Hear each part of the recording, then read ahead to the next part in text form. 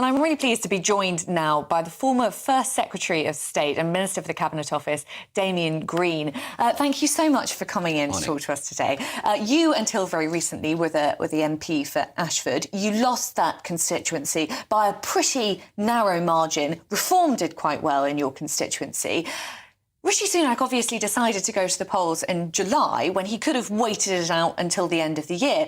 And I've heard quite a lot of Conservative MPs saying, hang on, shouldn't he have waited it out? The economic picture is looking a little bit better. The immigration statistics out this week aren't actually that bad. It looks as though the Conservatives are doing quite well. Do you think if Rishi Sunak had waited until the autumn, you might still be an MP? I mean, the truth is I would still be an MP now, certainly. But more importantly, would I have been an MP after October? For what it's worth, I always thought October was the best date to do it.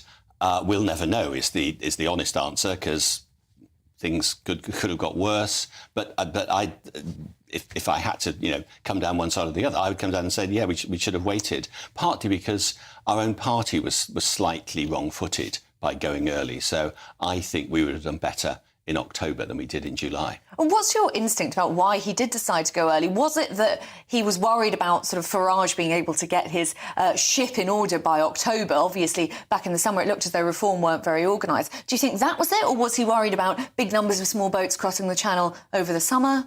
I don't know, but my guess is that he was worried that the courts would find some way of stopping the flights going off to Rwanda, and the government would then be involved in a long dispute with the courts. And there's an interesting political question there, whether that might not have been quite a good fight for the government to have in the run-up to a general election. Because, as you say, the other background, the economy has been gradually improving, despite all the nonsense Rachel Reeves is talking about, the worst economic inheritance since the Second War. It just isn't. We've had the growth figures for the first 6 months of this year, and it's pretty good. So people would have recognised that tough decisions had been taken and had some beneficial effect. Yes, as I say, on balance, I would have waited. But ultimately, as you say, I mean, it sounds as though Rishi Sunak went early because he was worried about that Rwanda plan, because he was worried about immigration. It feels he was sort of brought down on the issue of immigration. Reform is on the rise because of the issue of immigration. Is anything Keir Starmer's saying about his plans to tackle immigration? Are you feeling at all optimistic about any of that? No, I think this government will benefit from the fact of decisions taken by the previous government about legal migration, so of taking away a lot of the ability to have family visas. I think that will add, as we've seen that's reducing the numbers. But on illegal migration, on the small boats, everything this government is doing is likely to make it worse. It seems to me that they've cancelled the Rwanda scheme. They've got nothing to replace it. They keep talking tough about, we'll have more people in some border command here. Well, that's fine, but actually all this criminality is happening in other countries where the British police's writ doesn't run. So that's pretty second-order stuff. You need some deterrent. Well, you need some deterrent, and also it feels as though you probably need His Majesty's official opposition. You're saying that Labour are not making a proper case on illegal migration, but it feels as though the Conservatives are kind of missing in action. Are they just waiting for a new leader, and who's that leader going to be? Well, I mean, to some extent, when you're having a leadership campaign, it is quite difficult to prosecute normal opposition politics, and also nobody wants to listen to an opposition party that's just lost a general election big time. So let's be realistic about this. On the second question, I hope that the next leader is going to be Tom Tugendhat. I think Tom has got the mixtures as security minister, background in the military. He's absolutely up there on all security affairs, which is what really matters in a difficult and increasingly dangerous world.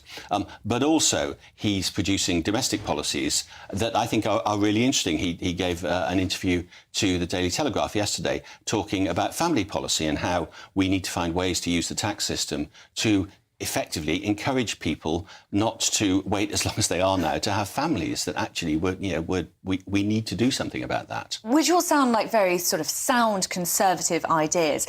But the truth is, rightly or wrongly, Tom Tugendhat has a reputation among the party membership and among more right-wing Conservative MPs for being a little bit wet. Do you think he can brush that off, and how can he go about doing that? Because at the moment, it doesn't really look, even if he does make it onto the final two, as though he'll win with the membership. I think of all the accusations you can make against Tom, the idea that somebody who, you know, was a senior official in Helmand at the height of I'm not saying this is what I believe at all, but I think that this is the narrative which has somehow got through. It's the narrative that other people will put about it, but it's completely untrue.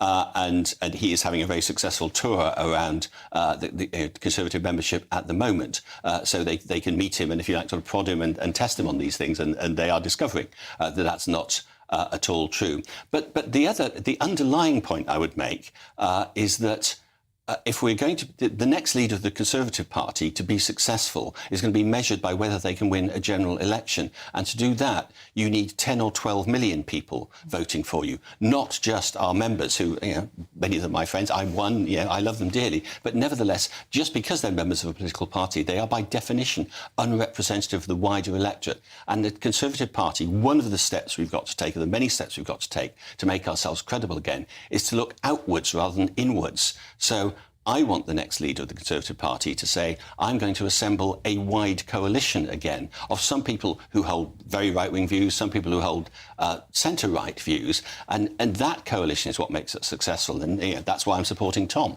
I mean, the Conservatives have made mistakes before, I think it's safe to say. The Conservative membership on who to elect as leader, Liz Truss being one that springs to mind. Is there anyone on that sort of final shortlist that we've got emerging of Conservative leadership contenders who you think would be a disaster for the party? Who would you least like to see as the new Conservative leader? Well, and to be fair, until I know who the last two are, then... I mean, I'm talking Kelly Badenoch, Priti Patel, Robert Jenrick. They're all old colleagues and friends of mine. I've worked with them all closely in the past, so I'm not going to diss individuals. I have chosen, I think, the best of the bunch, of quite a good bunch. But none of them would be as bad as Liz Truss, for example. Is that I think none of them will be Prime Minister, which I think is the key thing. I mean, I think Liz's Prime Ministership was a disaster. Let's not wrap that up.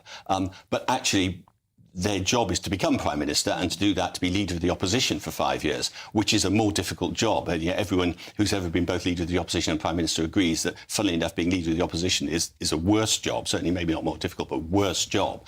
And you need a particular talent set to do that job well. The Reform vote is the sort of elephant in the room here, isn't it? Reform got 4 million votes, perhaps lost you your constituency.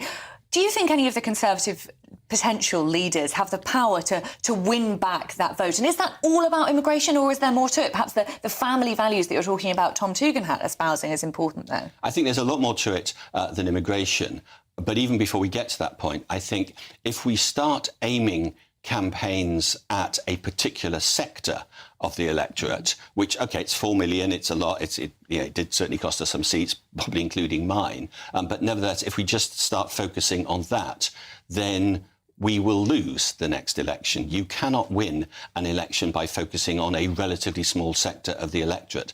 Any sensible Conservative leader will be aiming at 12 or 14 million votes. I think John Major won in '92. We can do much better than that.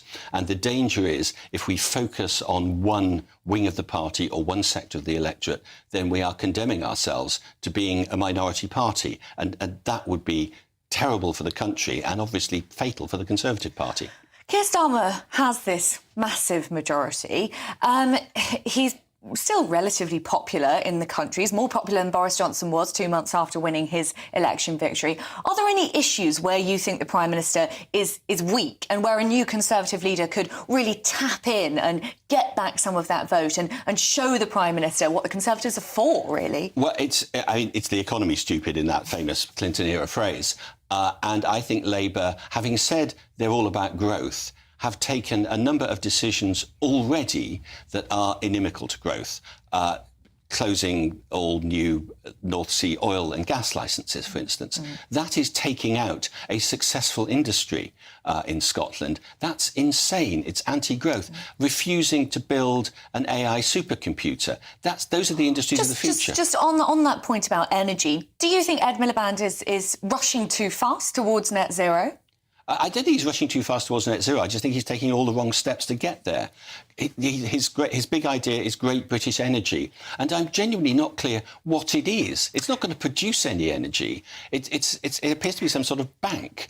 I mean, it sounds as though you have quite a lot of ideas. It sounds like you've still got quite a lot left to give politics. Would you like to make a return to frontline politics, perhaps in the Lords? I think my future is up in the air. I'm not sure what I'm going to do yet, and other things. It's decisions. And you wouldn't run again as a by-election, for example? No, I've no particular desire to get back into the House of Commons. I had 27 years. That's enough. But I absolutely want to support.